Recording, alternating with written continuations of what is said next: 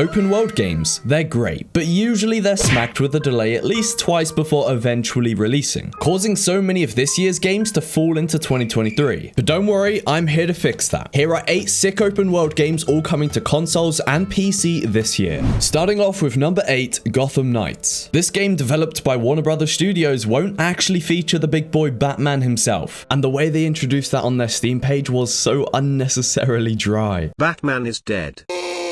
In Gotham Knights, you'll suit up as Batgirl, Nightwing, Red Hood, and Robin, which is just as good. It's one of the most promising looking action RPGs of 2022, given the experience of those making it. I actually really like the look of the combat. Stealth looks to play a big role, and each character has completely different approaches, like Nightwing being more geared towards melee, while Red Hood just goes in guns blazing. Oh, and there might also be some familiar faces in the form of some boss fights. Yeah, Mr. Freeze and the Court of Owls are both antagonists in Gotham Knights. Number 7, Wave the Hunter. The developers 9 Rocks Games are aiming to emulate real-life hunting as closely as possible, but how easy is that gonna be? And as a game, would it be really enjoyable? I'm not so sure. I feel like the game would need more than just shooting animals. There are a few hints at there being a storyline though. Having quests to complete or goals to shoot for would make the game feel a lot more expansive. The visuals look great, that can't be denied, but will it be worth $40, especially given its direct competitor, Call of the Wild, is far cheaper? For a pretty one-dimensional game that focuses on one thing, hunting, that does seem a little bit steep, or is that just me? You want to know something that isn't expensive though? Click in that sub button. Number 6, WRC Generations. KT Racing, the developers, are obviously renowned for their World Rally Championship games, and similar to the likes of FIFA, there doesn't seem to be many groundbreaking improvements from the previous games. Many are hoping for VR, but that's not even confirmed whether it's a feature or not. Obviously, all the little fixes and changes from previous games aren't yet confirmed. So for all of the racing fans out there, just enjoy this last WRC game from KT Racing before Codemasters once again regains the license to WRC next year for the first time in 18 years. It's likely that a lot of big changes are just around the corner for this franchise, so if you haven't tried racing games before, definitely take a look at this one. Number 5 is the Courier. I'll say straight away, I love the graphics of this. The art style just looks amazing, and hopefully the gameplay for this open world life sim game is just as good. Obviously, as the title of the game says, you'll be delivering mail as your main job, but the more letters you deliver, the more secrets you actually uncover about the Island of Order, the place where you'll live. Yeah, this is a unique idea for sure, but the camera angle does kind of rub me the wrong way though. It just looks a little bouncy and off-center, but it's hard to judge these things without actually playing the game. Also, I'm not 100% sure whether there is combat, but it definitely won't be a focus, that's for sure. But I don't care. I'll just walk the dog instead. But all of this is a part of the overarching storyline that I'm hoping is good enough to make this game great. Number 4, Instinction. A dinosaur FPS game? This will be interesting. A part of me wishes that we could actually play as the dinosaur, but a human with a gun isn't bad either, I guess. The problem with Instinction's trailer though is it kind of reminds me of those car adverts that look beautiful and have you hooked, but you have no idea what the actual advert is for or what's even going on until the end where they flash the actual company logo. Like, why have I got a gun and what has this dinosaur done to me? That being said though, there will be a story and perhaps even an explanation for all of our questions. So we'll just have to explore this all when it releases later this year. I really hope they go hard on the audio for this game though. The environment obviously looks crazy already, the graphics are great, but if they match that with sounds that actually make sense, then the immersion could be great. Either way, Instinction looks promising, but that's enough history. Let's take a look at the future. Number 3, Aftermath. Set in a European city where the world got destroyed thanks to what the developers have called unimaginable events. Another game where we're sent to find lost family, but this time it's for someone called Sammy. You've got to admit it, the visuals for this game are crazy, but hopefully the performance and actual gameplay match up as well. Essentially, the person we play as is called Charlie Gray, and this person was an astronaut, and upon returning to Earth from a mission or whatever, something unexpected happened. Did someone let an alien on the ship or something? I need to know, man. Honestly, Aftermath looks like one of the most promising open world games of this year, and possibly one of the most underrated ones too. I'm just hoping this isn't the classic Instagram mobile game ad where the cinematic trailer is beautiful and then the game is more underwhelming than a healthy diet.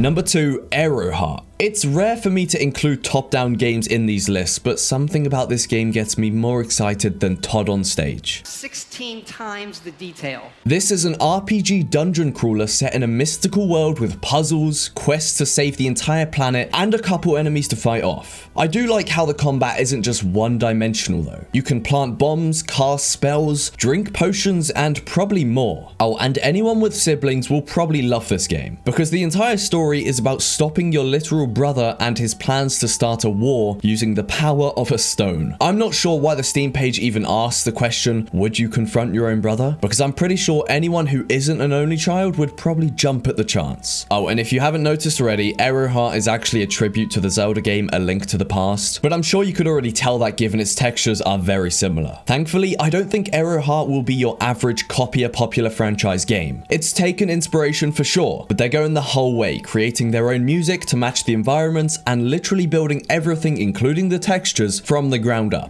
Number 1, an infamous chaotic open world game, Saints Row. Honestly, it looks great, but I think I'm more excited to see Saints Row back in the limelight again in 2022, because the game itself isn't crazily innovative. In fact, the aesthetics and gameplay in particular look pretty standard to the Saints Row franchise, and nothing really stands out. I definitely think the game is promising regardless though. I mean, the movement looks smooth and there are a whole bunch of new animations like vaulting into a car window to get away, but it's set in a desert. I know that's completely purposeful, but haven't we had enough games taken over by deserts and dry landscapes? Maybe it's just me, but something refreshing, maybe even a bit of green, could make the game feel so much nicer. But there are a lot of positives. The character customization looks almost infinite, the new map does look pretty good, it's gotta be said, and there are also new characters. But it just feels like the common feeling within the community is that they might have been better off naming it something different, because while it looks entertaining and a good time with friends, it's not really what most people wanted. Either way, there's always going to be a lot of critics for a franchise the size of Saints Row. So let's all form our own opinions when it eventually comes out on the 23rd of August this year. If you enjoyed this video, then watch this one next.